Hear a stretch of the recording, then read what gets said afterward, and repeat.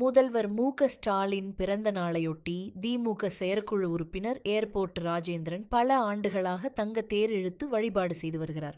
முதல்வர் மு.க.ஸ்டாலின் பிறந்த நாளையொட்டி கோவை மாவட்டம் ஈச்சனாரி விநாயகர் திருக்கோவிலில் திமுக தலைமை செயற்குழு உறுப்பினர் ஏர்போர்ட் ராஜேந்திரன் தனது குடும்பத்தினர் மற்றும் திமுக கட்சியினருடன் சேர்ந்து தங்கத்தேர் இழுத்து கோவிலை சுற்றி வலம் வந்தனர்.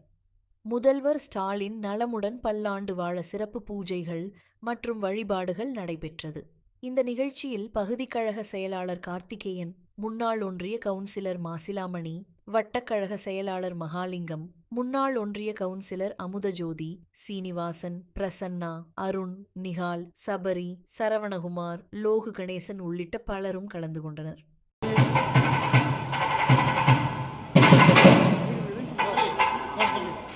சொல்லு